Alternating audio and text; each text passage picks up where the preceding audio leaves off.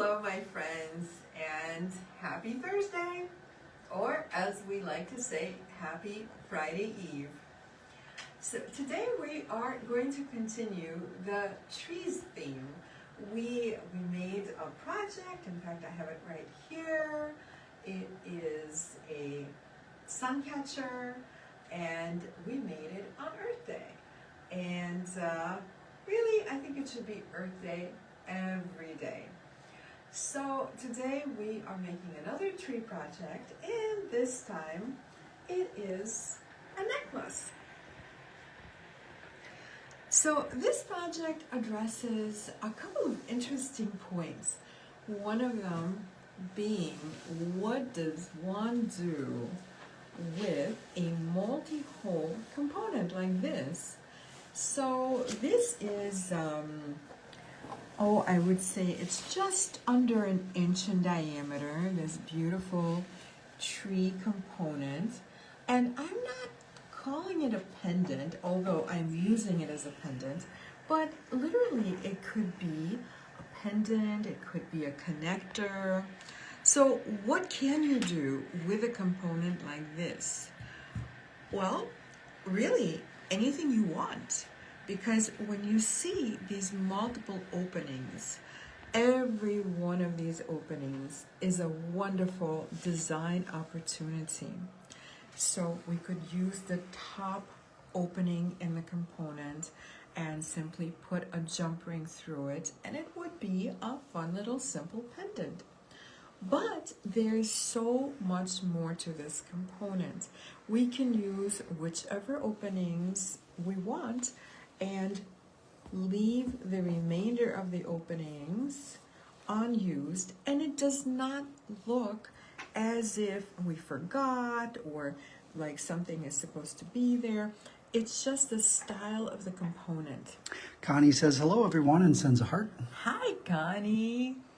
Angela says good evening. Good evening, Angela. Pammy J says good evening, Irina, Tony, Lauren, and everyone. Good evening, Pammy J. Ellen says hi everyone. Looking forward to today's project. Hi, Ellen. Well, I'm so glad you're joining me this evening, ladies, and I hope we hear from a few more of our friends. And we are going to, let's see, I kind of lost my train of thought because I just thought of something I meant to address. So lately, I have been getting a lot, I'm just going to continue to show you parts of this necklace as we are chatting. But for anybody who's watching now, of course, the ladies who are watching now, you're very familiar with exactly how we do this. But anybody who may possibly be watching later, I thought I would just remind everybody that these videos are the directions for all of these kits, because lately I have been getting a lot of questions about is the video the only set of directions? Are there any printed directions in the kits? And I thought I would just address it right now. So yes, the videos are the only set of directions. These are very, very informal directions. This is just like if we were all in class together and we were working on these projects together. And so just like in a class, there's a certain amount of chatting and people share. And so this is not a really dry video where it's just like, okay, you do A and then you proceed to B and C and so forth. But yes, it's a bit chatty, and I guess one has to embrace it a little bit if they're going to enjoy these directions. But yes, if you happen to re-watch the video later, you don't have to watch the entire thing. Maybe you can just fast forward to the part that you need. And so forth. Obviously, these videos are saved. And while it's really, really helpful to have a Facebook account, it's just easier to find things, but it's not required in order to watch. And I'm just assuming that everybody who's watching right this moment probably does have a Facebook account, but because we provide a link in the kit itself, it's just always incredibly easy to find. So this is just a gentle reminder that this video is also the directions for the specific project. Rosie says, good evening from Buena Park, and let's get the party started. All right, Rosie. Yes, let's get the party started. I agree. Jane says, happy Thursday, everyone. Hi, Jane. Happy Thursday to you. Barb says, hi, everybody. Made it on time and I'm ready for another cool project. Oh, fantastic, Barb. Joan says, good evening, everyone. Hello. Hi, Joan. Good evening. Well, I'm so glad that you guys are joining me this evening for my mystical tree necklace. So, you know, this tree, it just looks a little mystical, doesn't it? With all of the little curlicues, and it's very full. And it could be a tree of life, or it could be a mystical tree. To me, it very much looks like a tree that is inspired by Gustav Klimt painting. So I do love this component. I think it's a very cool component. Kim C says, hello, Irina, Tony, Lauren, and all. Hi, Kim. Fonda says, good evening, everyone. Happy Thursday. Running late. Had the cable guy here for 2 hours. Oh, okay. Well, I hope he accomplished everything that he was going to accomplish, and I'm so glad you're joining us. Ellen says, this is an art piece. Oh, thank you so much, Ellen. And I think I said this, I'm not sure, but we'll just say it again. Good evening, everyone, from Joan. Yes. Hi again, Joan. All right, ladies. So we are going to get started because we have a whole necklace to make. And so I will just start by saying this takes a lot more stringing material than it appears at first glance, because it's not a very long necklace. It can be made up to about 24 inches. Although I do think that it looks best when, at least to me, you know, everybody has their own idea of how they like to wear the necklace. So to me, something like this, I would wear it a little shorter, maybe at about 18 inches. So I would make mine a little shorter, but if you're used to a longer necklace, or it all depends. Some people like to layer their necklaces. So to me, this would be either the first or the second necklace in my layering.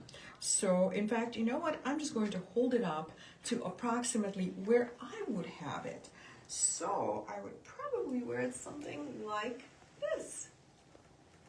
I don't know, am I holding it in the right place? Obviously, I'm not looking in the mirror, but you know, something like this, or maybe even just a little bit higher yet.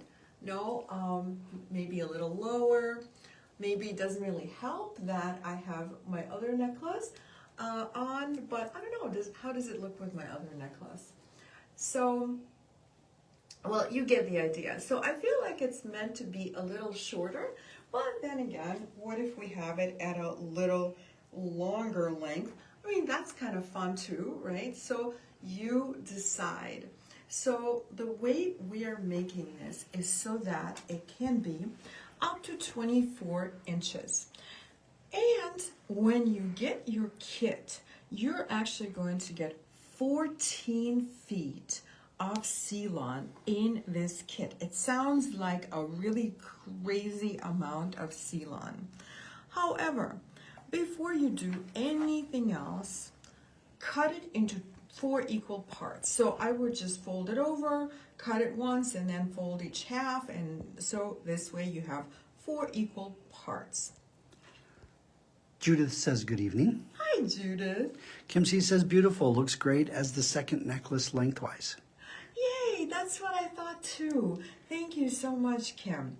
Yeah, so that was my thought, which is why I didn't make this so that it could be, you know, like 36 inches like I do with some of the necklaces, because to me this really kind of says that it wants to be a little closer to your face.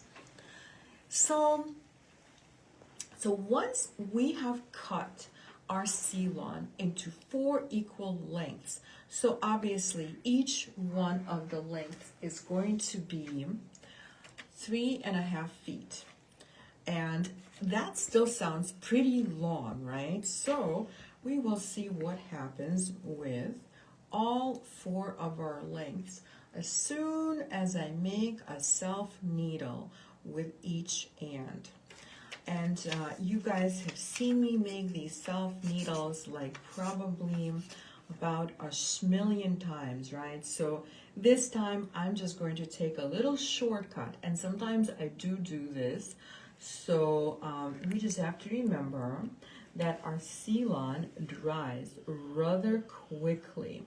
So if you're not sure, you can just do this all one at a time. So one end at a time is a lot easier because we don't have to worry about the C-line drying. But what's nice is that if you do all 4 ends at the same time, obviously that's a little shortcut, and oddly, unless you actually hold them together for a long time, they're actually not going to stick together. So you're not going to glue all 4 ends together.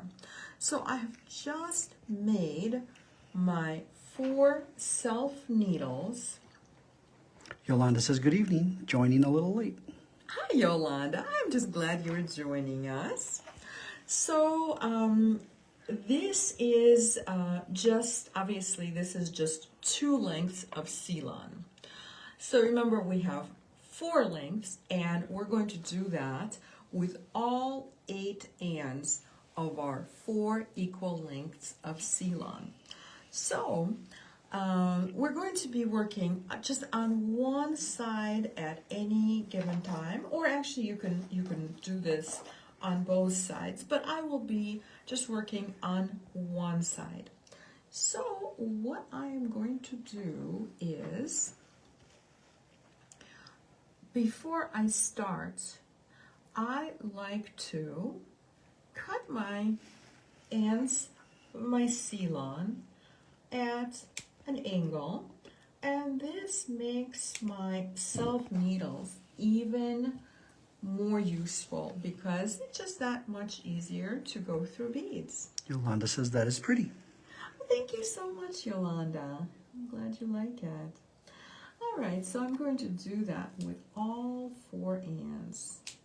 And now I'm ready to start. Lorraine says, hello, what a beautiful necklace. Thank you so much, Lorraine.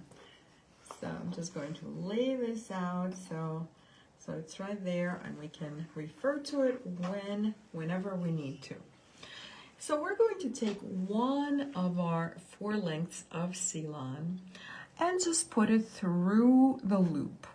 And I actually, I love C-line. I've been talking about that lately.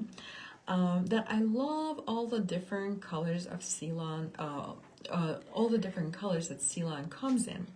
This, I forgot what color is that. It's like French lavender or Provence lavender.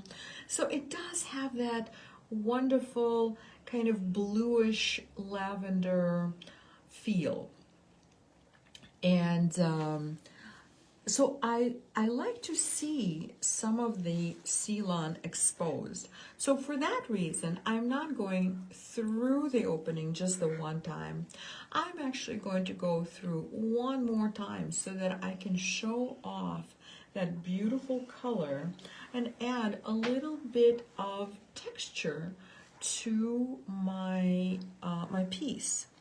So once you go through with both ends, just kind of even the ends so that you're in the center of that 3.5 length of C-line, 3.5 foot length of C-line, right? And I'm going to tie a knot. And this is just a regular overhand knot. And we're about to do it again.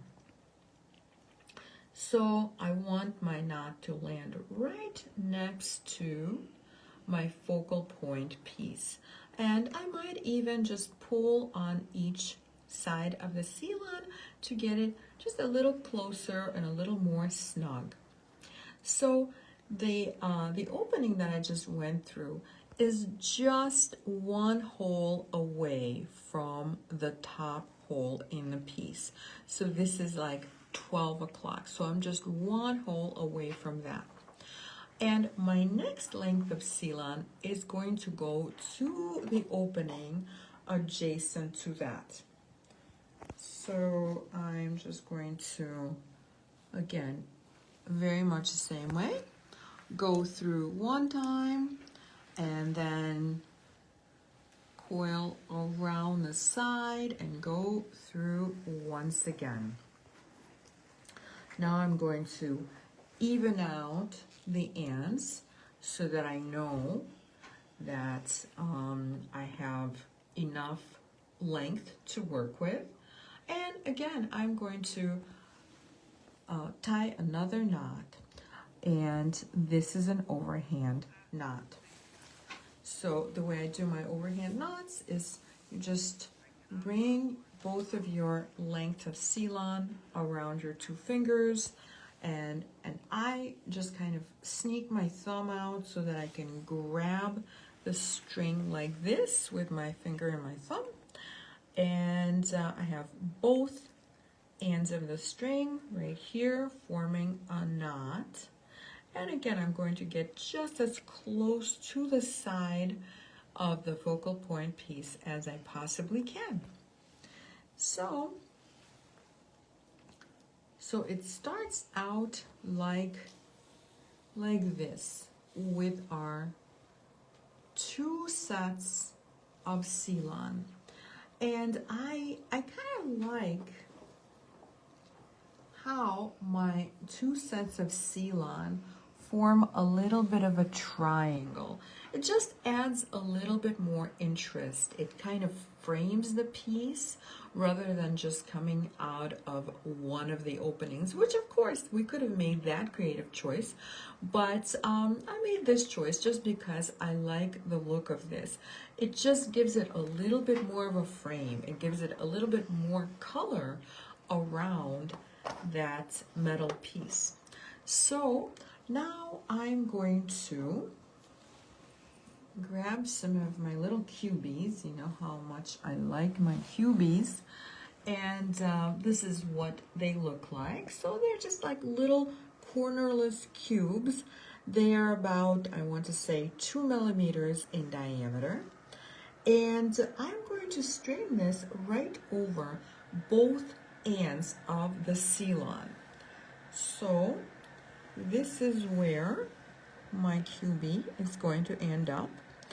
And I'm going to do the same thing with the other set of sealant. And so here we go. I have one cubie on each side, and we're going to bring them together like this and tie a knot with all four ends. So this is going to be a nice size knot, and here it is. And we're just going to keep it right at where these little cubies meet. So here's the knot, and always when I make a knot like this with multiple ends of sealant coming out of it, I will pull on each end individually just to make sure that my knot is as tight as possible. So far so good, right? It's very, very easy to do. If you can tie a knot, you can make this necklace. It's very simple.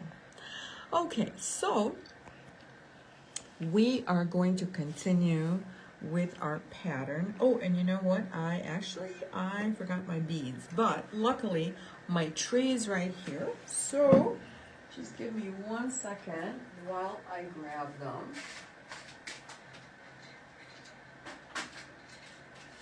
Okay, so I'm grabbing my large whole amethyst beads. And I think these are very, very special. Can you guys see that chevron pattern in the amethyst? So, chevron amethyst is, well, any amethyst is quartz. But when we talk about chevron amethyst, what that means is that there are actually these layers of white quartz that go through, like this one is very, very dramatic. Can you see the one I'm pointing at? So, what this means is that between our what we consider to be amethyst, which is the purple quartz. So between our purple quartz, we have these really beautifully kind of sometimes geometric chevron shapes. Sometimes you just see maybe a little striation, but more often than not, they're just very cool patterns. So that is what is considered to be chevron amethyst. Sometimes it's also known as dog tooth. Lorraine is wondering if this is a kit. Thank you so much for asking. Yes, Lorraine, indeed, it is a kit. And it is already available in our Etsy shop. Yolanda says, yes, I like those. Oh, thank you so much, Yolanda. So in the meantime, ladies, I have these wonderful little spacers, and we call them flat melon spacers. And so it's, you know, it's like that classic melon shape, but it's like somebody flattened it. So this is what it looks like. This is what it looks like, and I like showing it from the side so that you can see what a large hole that little spacer has. So the spacer itself is probably about 4.5 to 5 millimeters, and the hole in it is close to 2 millimeters. So that's pretty impressive. And you know, a lot of the time when you are trying to design and maybe you're trying to resolve a certain issue, like how do I use this multi-hole component, or you know, maybe it's something else. But what happens is you end up with multiple strands of your stringing material, in this case, of course, Ceylon.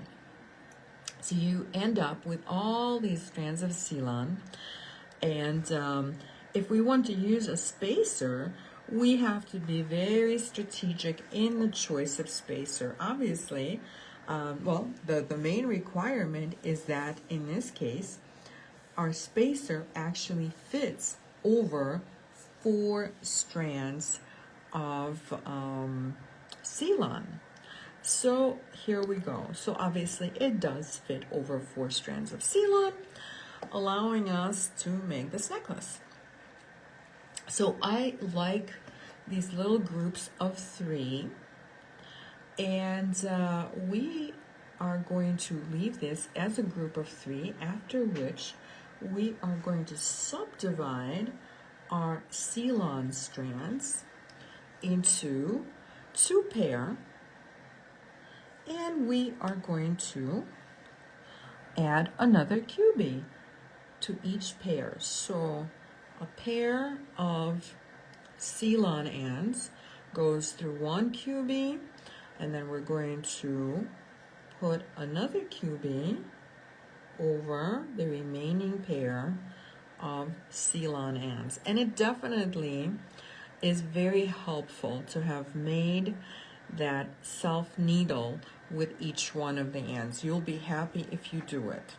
Oh, you know what? I was just a little bit ahead of myself. Okay, never mind. We're going to rewind a little bit. So we'll just pretend that we did not yet string a QB on here, because as I'm looking at my sample, what actually, this makes a lot of sense. So once we have that set of 3, we are actually going to tie a knot, just an overhand knot. And a lot of the time, the reason I add these knots is, well, it's a multi-purpose kind of thing. Sometimes when we have a grouping, in this case of 3 beads, we kind of want to just frame that grouping. So something needs to be separating it from the rest of the beads, so the beads that are coming. So a knot is a wonderful way to do it, because even though this necklace is a little bit on the monochromatic side, but still the Ceylon brings a whole different texture to our piece. And that's nice. That's a really great way to divide our group of beads from the next group of beads. So what will further help us divide this group from the next set of beads is if we use a couple of these little cubies as a spacer. And you know, I'm such a fan of these cubies because they have such a big hole. But sometimes they do have a slightly rough edge. But because they're so close to one another, and they're also right in between the knots, you're not going to feel that rough edge, if there is one. Okay, so I have my next pair of cubies, and holding tight onto the cubies, again, I'm just going to create a knot. And that's it. It's really a very, very simple pattern, guys. It's so simple. I'm just maybe going to do one more set, and then we will move to the next step. So once you make the knot, always pull on all 4 ends. Otherwise, it'll just be kind of a sloppy knot. So there you go. We're going to continue stringing. So just as before, it is going to be a set of 3 beads spaced with 2 of those little flat malins, and this is so fun, you guys. It's just, you know, it comes together so quickly and so very, very easily. All right, and just one more bead. I know I'm covering everything up with my fingers, so I'm just going to show you. So what I like to do as I string is try to pick up beads that are maybe slightly different in color so that it adds interest to the whole piece, because this is all about subtle texture and color. So I don't necessarily want all my beads to be really identical next to one another. And speaking of texture, so these are matte beads, and matte beads have been so popular lately. And what is interesting that we don't normally think about when we work with matte beads is that you know, it actually takes an extra step to make the beads matte, because whether they're going to matte them or keep them shiny, they have to polish everything first. And then those beads that are destined to be matte, they will acid etch or use other processes, but they have to be polished first so that it is really consistent, right? So if they weren't to polish it, they would not get a really beautiful, rich, consistent matte finish. So here we go. This is what it looks like. And we're just going to continue with the same exact pattern. So this will obviously be followed by a couple of cubies, and this is where we separate our string We put a couple of cubies on. So we're always going to separate the string when we put the cubies on, and we separate it in 2 pairs, and then they come together again, and then all of our strands go through the amethyst beads as well as the flat melons. So we're going to continue that, and then of course we're going to make the other side to match the side that we started, and we're going to continue, well, until we run out of beads, because you get a strand of beads with this project. I want to say it's like maybe 7 or 8 inches, so it's like one of those shorter strands. And once we are all done, this is what we're going to have. And don't worry, yours will not change color as you're working on it. I know for me, it's the magic of Facebook Live. And look, magically, it went from amethyst to Red Creek Jasper. How cool is that? And this is obviously a different colorway, but the idea is the same. So the idea is the same, but you know how sometimes we can't find identical findings or identical beads. So there's a little bit of a substitution here. So the beads in between the Red Creek Jasper are not the melon, but it's more like a solid brass finish bead. And again, you know, obviously it fits over all 4 strands, and that is the main requirement. Kim C says, wow, the Red Creek Jasper is a stunner. Oh, thank you so much, Kim. I was hoping you would like it because, you know, I love Red Creek Jasper. It's really one of my favorites. And even though I'm kind of a seasonally inspired designer, I would say, and this is a little bit more fall-like, but still it's so beautiful, and it goes so nicely with the brass finish. I just, you know, I just had to do it. So that's really the main difference, because everything else is about the same. I would say that the Red Creek Jasper is maybe just a hair larger than the amethyst. And because of that, there are actually 2 more beads in the strand of amethyst than there are in the Red Creek Jasper. At least that's what I think. So, Yolanda says nice. oh, thank you, Yolanda. So we're going to continue until, as we said, you run out of beads. You do have some extra cubies and spacers, and this is just so, well, if you want to mix it up a little bit and do it slightly differently, I like to throw little things in like that, just if you want to do it your way a little bit. Okay, so I am going to, and I can see that I was just maybe a little bit more, I made this one a little tighter, and you can see how this is a bit on the tight side.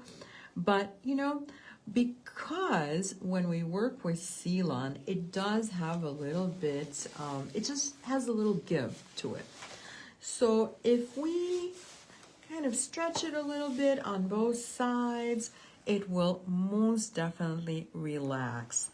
Also, as you wear it, it will definitely soften up and relax. And already you see how I just got rid of that tightness. Kim C says Red Creek Jasper is the sort of neutral gemstones to me, a great universal stone. Yes, it's neutral, but it's really kind of vibrant in its own way because it has these beautiful variations of reds and yellows and browns and grays. So it just has some really nice variations, and I think it looks really wonderful on just about any skin tone. Okay, so we are going to continue. So this is once you run out of beads. And so as I said before, clearly this is a lot shorter than 24 inches. But let me show you what I did with my amethyst sample. So because this Ceylon is so beautiful and it's so complementary to the rest of our piece, it's kind of meant to be seen. So you can leave any any length of it that you need, any additional length that you need. Just leave your Ceylon exposed. So for me, I didn't really want to make it super long, but if you feel that it needs to be a little bit longer, leave more Ceylon exposed. And in the kits, you will have enough Ceylon to make it at least 24 inches or possibly even more than that. But should you not want to, that is fine too. Okay, so however much Ceylon we want to leave exposed, we will do that. And we will tie a knot. So we could tie a knot here or here. We could tie a knot anywhere along our necklace, right? So I don't necessarily want this super long, so I'm only going to leave, maybe 1 inch or maybe 3/4 of an inch exposed or so. Okay, so there's my knot. And I will do the same on the other side. And I like leaving a little bit of Ceylon exposed, not only for the look, even though I very much like the look of it, but also I find that it's more comfortable to wear, you know.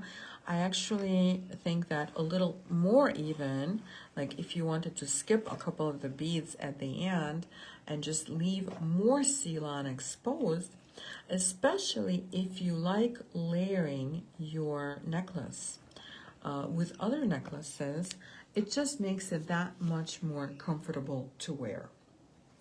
Okay guys, so now we have these little pinch ends, and you have seen me use these on leather, but I'm not sure if we have used this with Ceylon. But even though they're designed for the use with leather, they're great with Ceylon. So here I'm just going to open this up a little tiny bit, and in fact we'll do both at the same time. And what you will see inside of this is these little tiny teeth. Do you see the little tiny prongs sticking out?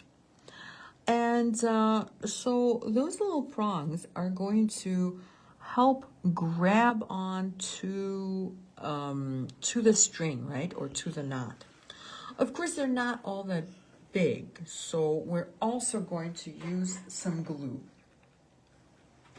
And I think the glue that I'm going to use for this is E6000. And actually, you know what I would really like to use? If I find my GS cement right now, that would be great.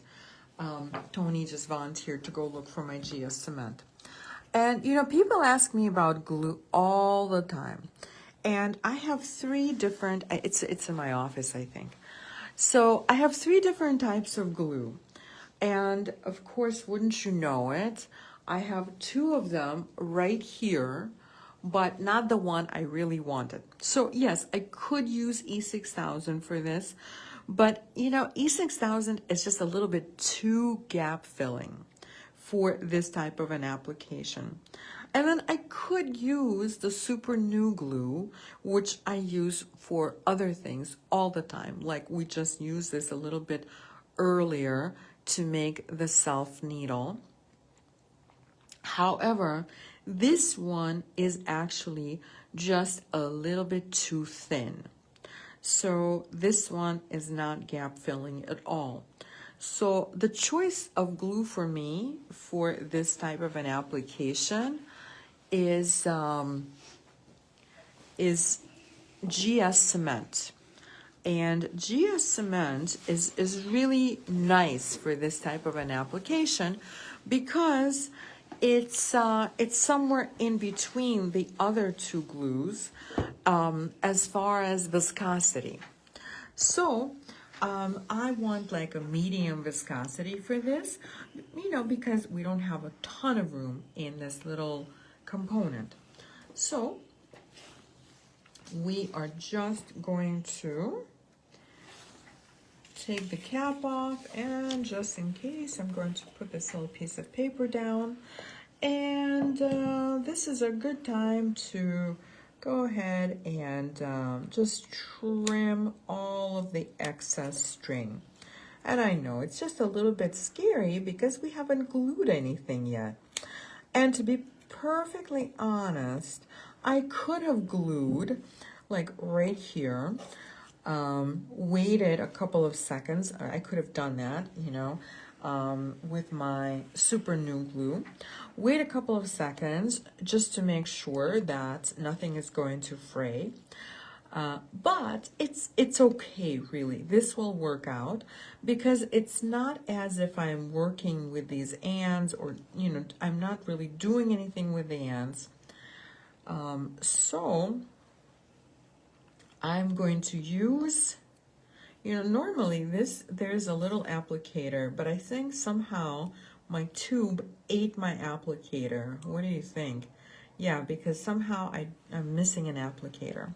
Well, it's not a big deal because I'm just going to use this piece of leather as an applicator because that works really, really well.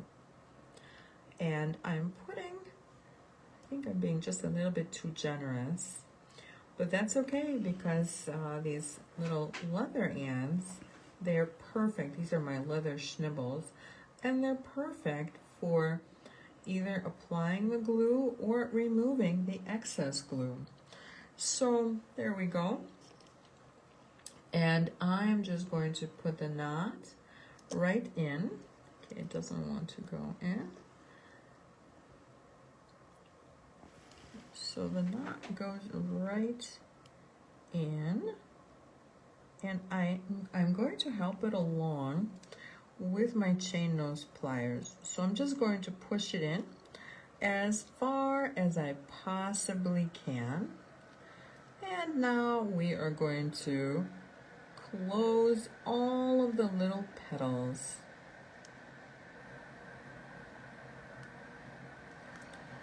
Okay, so between the glue and all of those little teeth on the inside, that is not going anywhere. It's definitely here to stay. In the meantime, I'm getting a little bit of glue on my fingers, but it's not a big deal because it actually comes off your fingers pretty easily. Okay, and now we are going to do the same with the other knot. Actually, the way I showed it the first time with putting the glue on the inside of our component, that's probably better. So whatever you do, don't put the glue on the entire knot. I only put the glue on the part of the knot that's going inside the component, that's facing the component. And this way, I can use my chain nose pliers to push the knot in.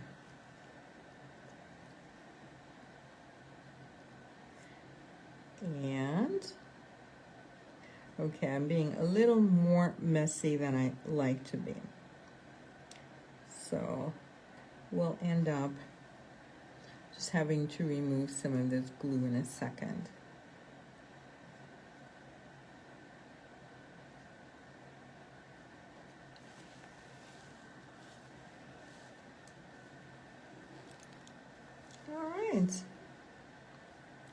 Well, this is definitely not going anywhere, and yes, I did use just a little bit too much glue.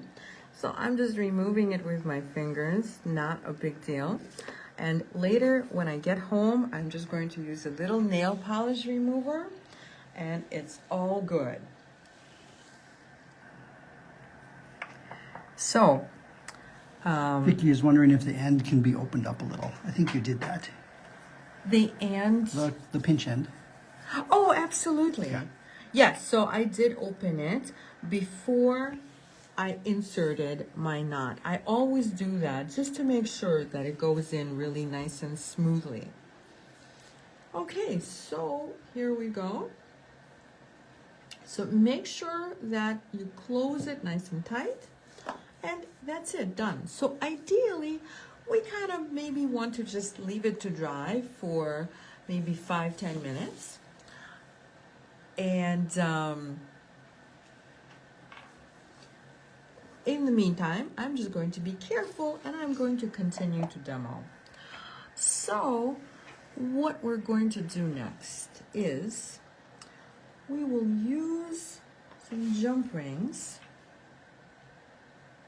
to connect our lobster claw and also our extender chain.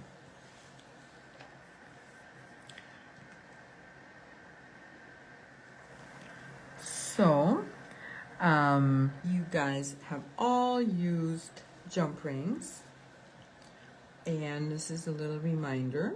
So we're just going to hold our jump ring with our flat nose pliers and open it with the chain nose.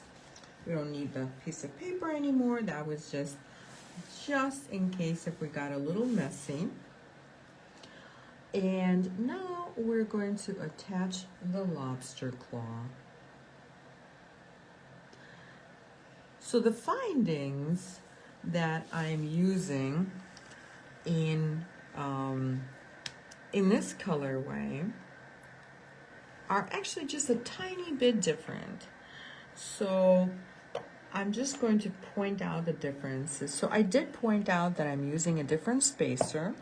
I'm also going to point out that in the silver colorway, the amethyst and silver colorway, I have a slightly larger lobster clasp. And then the other main difference is that in the silver and amethyst variation, I have an extender chain that looks like this, and you've seen this extender chain like a schmillion times. Well, that extender chain does not come in the brass color. So we're using a slightly different chain, and we're going to attach it in the very, very same way. Barb is wondering, are both colors of this necklace on Etsy now? No, Barb, not yet, but that's a great question. Thanks for asking. So they're not, well, actually, the amethyst color is in the Etsy shop, and the other color, the Red Creek Jasper variation, will be in the Etsy shop tomorrow. So we're just going to catch up tomorrow. All right, so here is my extender chain. And because this is not a commercially made extender chain, it doesn't have that fun little bauble. But no worries, we are going to fix that right this moment. So we're going to have our own little bauble. I do think it's kind of fun to have something, just a little something, at the end of our extender chain, because, you know, otherwise it just looks naked. And I think I'm going to snip off that smaller link just because I like to end it on a large link. It's just preference. And we are going to make a 90-degree angle so that we can make our wrapped loop. And where is my round nose? Well, it's okay. I don't. Okay, excuse me just for a second. I have tools all over this room. Okay, so I just grabbed my round nose, And the reason I'm not using a bail making pliers for this is because I want a little tiny loop. Well, not too tiny, but smaller than I could make with my bail making pliers. And so now this just gets attached to our extender chain. And while we hold with our chain nose pliers, we're just going to make a wrapped loop. So this is what's going to be at the end of our extender chain. Isn't this so much cuter than just having a piece of chain without anything at the end? So sometimes, I will use just a single little bead as a bauble. Sometimes I will use several beads. So it just all depends. But this is a pretty kind of simple necklace. I didn't want to add too much stuff to it. Okay, so there we go. So we have just finished the necklace. Everything but those fun little beads in the front that hang down, and that just kind of makes the whole thing, right? It does. I mean, even without it, it's kind of interesting, but having that little tassel of gemstone is really just the finishing touch on the necklace. So we're going to do that right now.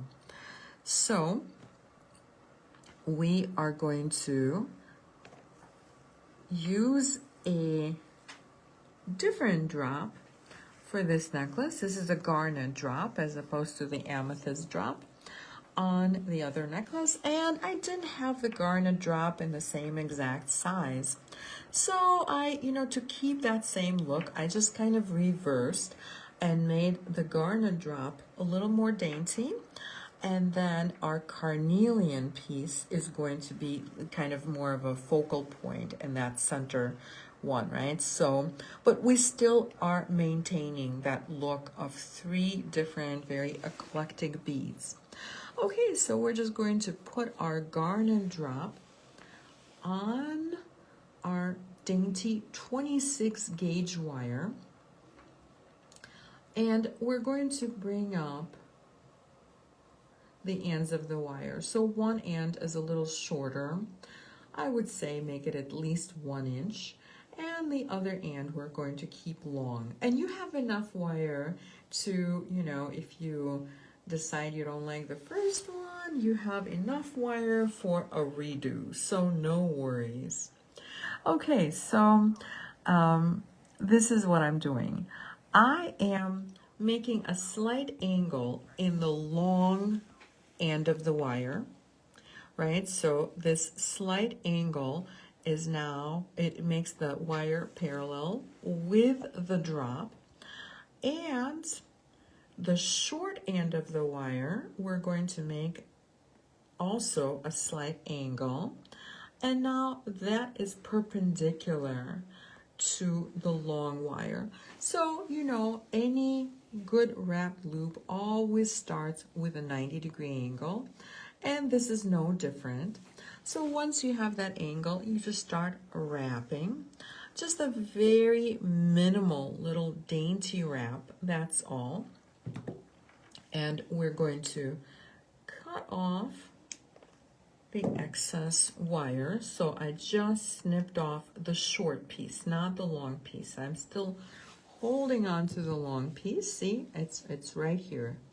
It's still here. So now we are going to make just another 90-degree angle. And this is going to be more like, just when you make a regular wrapped loop. So I made half a loop, and now I'm just going to bring this end over my pliers and make the other half a loop. In the meantime, this is what it looks like. So our loop is centered. So it's almost like we're making a little bit of a figure 8. So we made that first kind of a triangle when we brought up the wire. And now we're going to hold on to our loop. And this time we're going to wrap right over our first set of coils. So just go right over it. And you know, this wire is so dainty, it's not going to look too bulky. In fact, I think it's going to look just right. You okay? Sorry guys, you know, it's a live video. If we cough, you hear it. So I think Tony just sort of swallowed, he was drinking and he swallowed wrong. So I think he's okay. But in the meantime, guys, so this is what I am doing. This is what it looks like right now. And we are going to make 2 more components using the carnelian bead. And that's going to be in the center. And then I have this little hessonite garnet, which is one of my very, very favorite things. And so both of those components are just going to be wrap loop components on a little ball pin. And Tony's back. He's okay. He's still alive. He just swallowed wrong. And so now we continue. All right, so all I have to do at this point is just snip off the excess wire and tuck it in.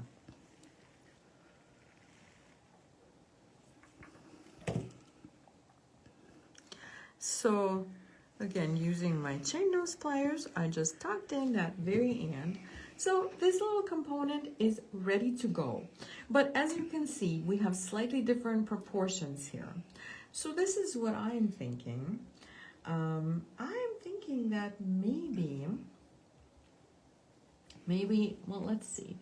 Would we benefit from something a little extra?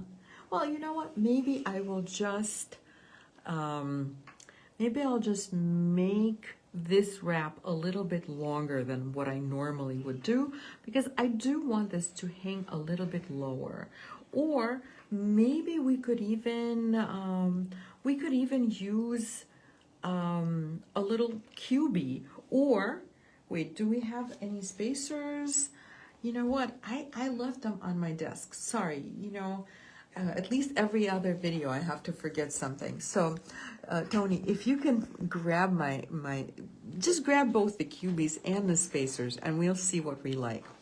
So obviously the cubies I'm looking for are not these cubies, which are silver, but rather the cubies that are going to match our new variation of the necklace, and those are going to be in brass.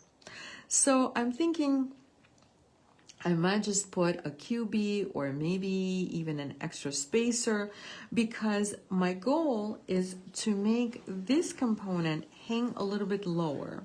So, you know, clearly I hadn't really exactly thought through how I was going to do that, but you know, that is the design process. So, so Tony just grabbed me everything that I was looking for. Yay. And sometimes it's just, you know, it's hard to think about exactly what you're going to need. So bear with me, ladies. Vicky is wondering what gauge the head pin or ball pins you are using. Thank you so much for asking, Vicky. Oh, I wish I knew. I'm going to guess that these are 24 gauge ball pins. And she had some extender chain dangling next to the focal drop would be cute too. You know what? That is a fantastic idea. We could extend this with extender chain. You know, like say if you wanted to snip off 1 or 2 little piece, you know, like 1 or 2 little links of the extender chain, that would be a nice way to do it. But I did not grab any, and I feel like I just think that just with this little cubie, I'm going to be happy with the look of it. And normally I don't leave a whole lot of space between the cubie and where I'm making my loop.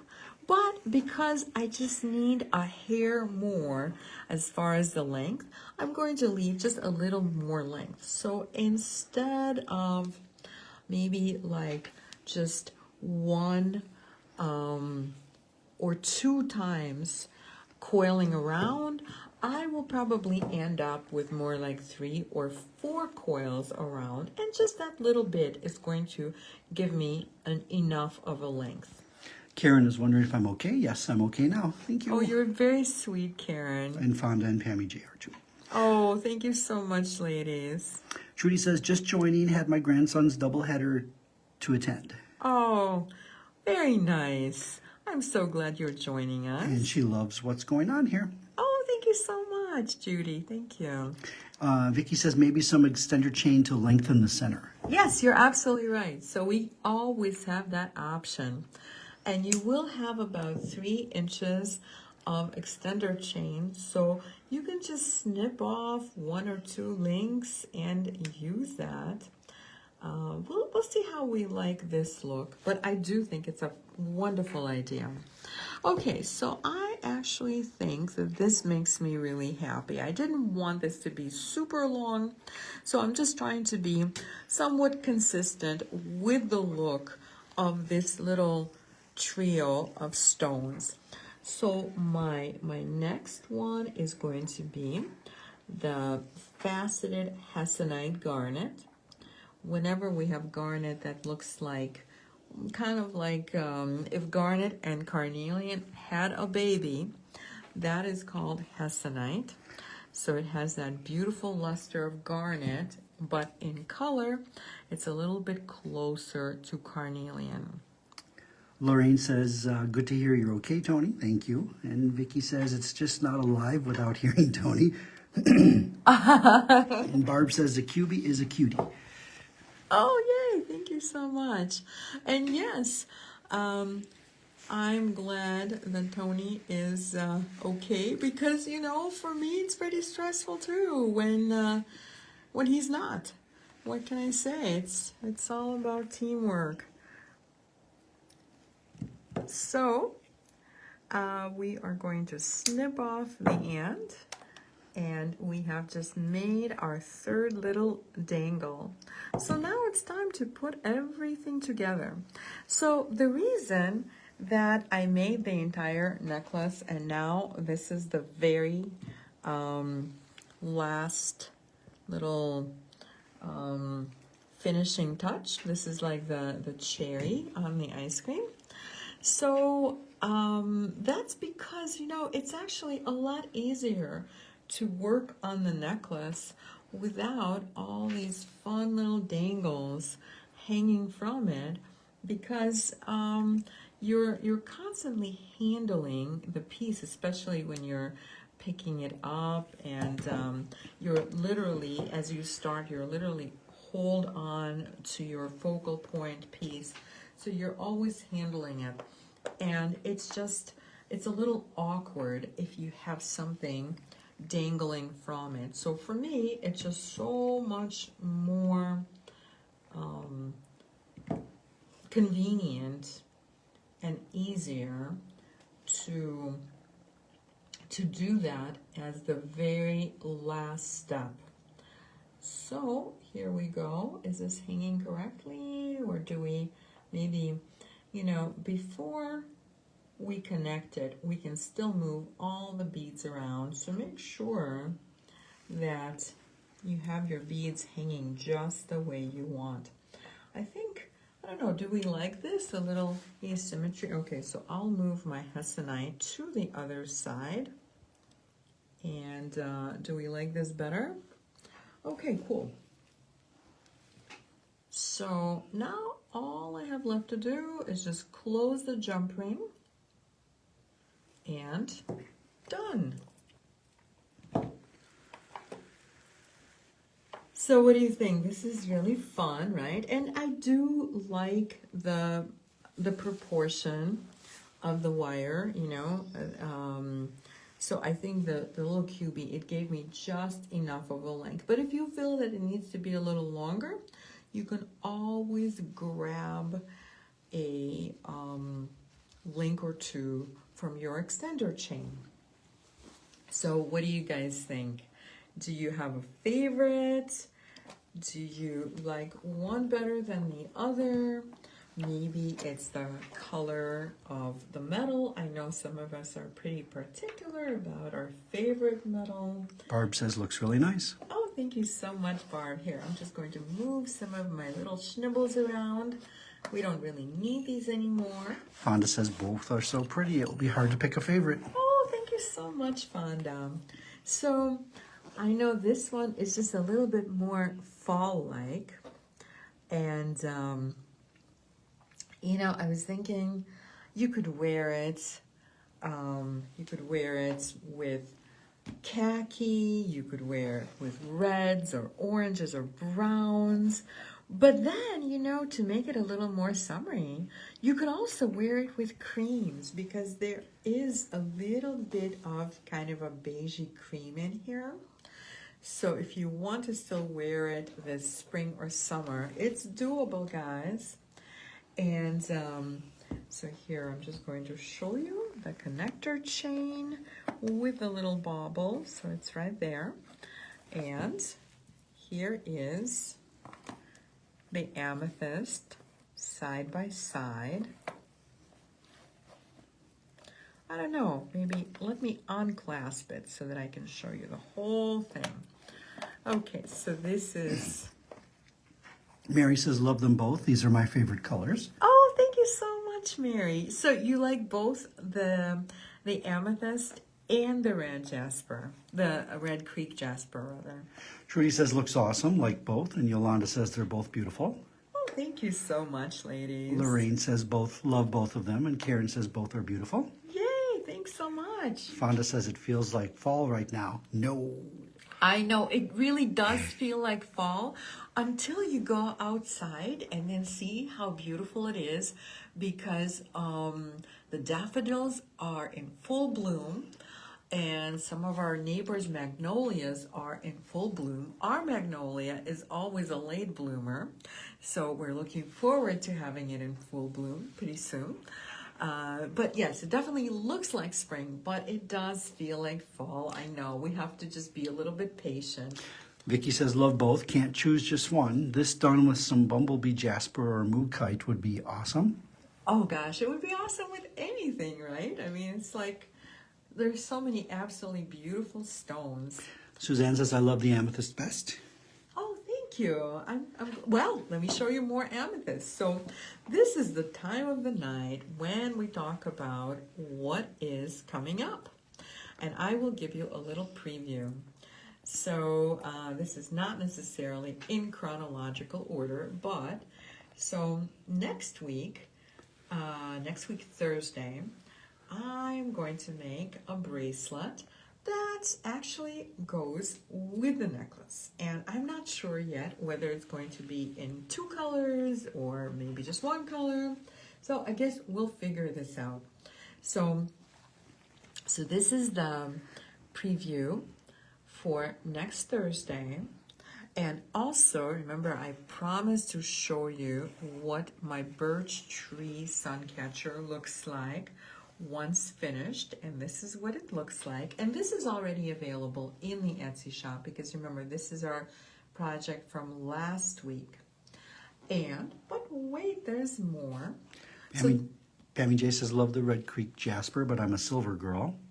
Gotcha. So then amethyst is probably better. Karen says the flowers are blooming and the peonies are getting ready to bloom. They are my favorite. Cool here in Maryland. Oh, nice. We have a lot of peonies too, and I just love them so much. Yolanda says they have their own unique beauty. Love them all. Oh, thank you so much. Yeah. So this is what we're doing tomorrow. This bracelet I called English Garden because, of course, well, when you look at an English garden, you see all sorts of vibrant color. And we're all thinking about flowers right now. You're thinking about your peonies, and I'm thinking about my peonies and all my roses and just everything that's about to come up. My gosh, my lilacs. I am so excited about the lilacs, and those will be blooming pretty soon, actually. So there's a little bit of everything here. Like when I look at this, I see peonies, I see forget-me-nots, I see daisies. I see so many flower colors. So this is what we're doing tomorrow. This is a 3-strander. But wait, there is more. I think there's something I forgot to grab, actually. So yes, I forgot to grab the crystal drops necklace. Are you offering to go get it from my table? Yeah, let's do that. So I do have another necklace that Tony is going to go grab from my table. But in the meantime, I will tell you about my extra event. So this has actually become a little bit of a tradition. For the past, I'm not even sure how many years, I have been doing this kind of a trunk show event of my one-of-a-kind fine silver pieces. And so this Sunday, we kind of forgot about, it's not that we forgot about Mother's Day. Of course, we never forget about Mother's Day, but it snuck up on us so quickly. I kept thinking, oh my gosh, we're still in April, we have time. And then all of a sudden it was like, wait, Mother's Day is in 2 weeks. So we decided we're having the Mother's Day event this Sunday. And so I'm doing something just a little bit different for the Mother's Day trunk show event. So not only am I, and some of you have seen my Mother's Day trunk show event, so not only am I going to still have the same type of sale, and when you join me this Sunday at 4 o'clock Central Standard Time, I will give you a coupon code. Wait, did I say 4 o'clock? No, I actually meant 4:30. So when you join me this Sunday at 4:30 Central Standard Time, I will give you a coupon code, and so you can go into my Etsy shop and choose your favorite. But more than that, I'm going to talk about design and designing with one-of-a-kind pieces like mine. And I'm actually going to have a little kit that does not include a focal piece. And I'm just going to do a little demo how to do something like this, how to achieve this look. And this is in my opinion, this is a good look for something that is, when you're really trying to emphasize the focal point piece without the other beads taking over, and yet you want to add a little something that will enhance the focal point piece. So anyway, this is what we are doing this Sunday. So I hope you guys can join me. Pammy J says, love the English garden bracelet. Oh, thank you so much, Pammy J. Vicky says, my lilacs are almost in full bloom right outside my window. Oh, Vicky, that's awesome. Where do you live again? And Barb says, is there a chance of a chakra necklace?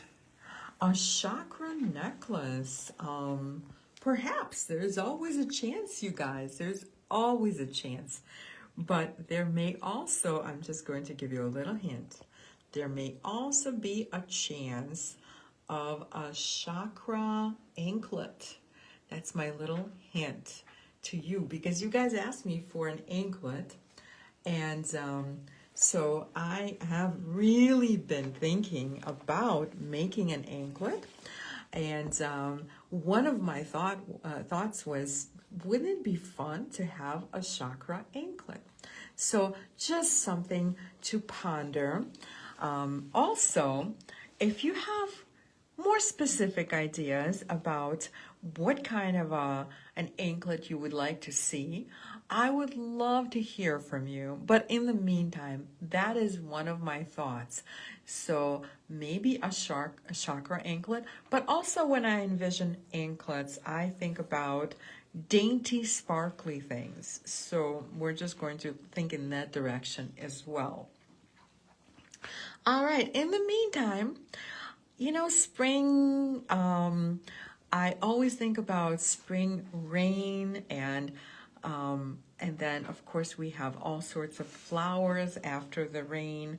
I should have called it something like that, but I didn't. I named this crystal drops. But think about flowers, think about raindrops, and these two are Swarovski. In fact, these are the drops are Swarovski and the bicones are Swarovski. The top row is not, but I thought it went really well color-wise. So this is our project for next Friday. Vicky's just north of Seattle. Oh, wonderful.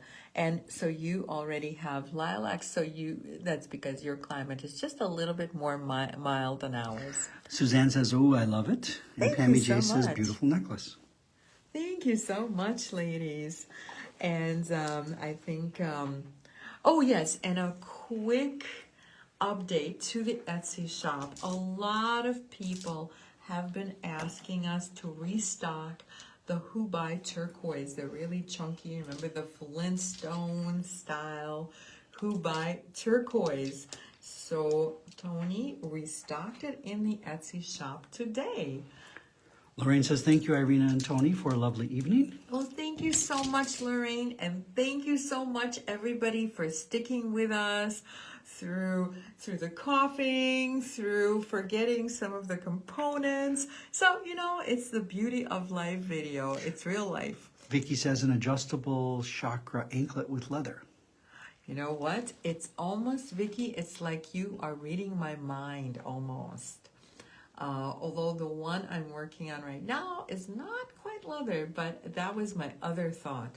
So we're going to see some really fun, kind of unusual anklets in the next couple of weeks. So if you're an anklet kind of girl, you'll just have to watch that video. But in the meantime, this is everything that we either made or talked about today. Kathy M says, thank you. And Jane says, thank you, Irina, Tony, and Lauren. Thank you so much, ladies. And thank you for all of your wonderful comments. Judith says, thanks for a beautiful tutorial. Oh, thank you so much, Judith.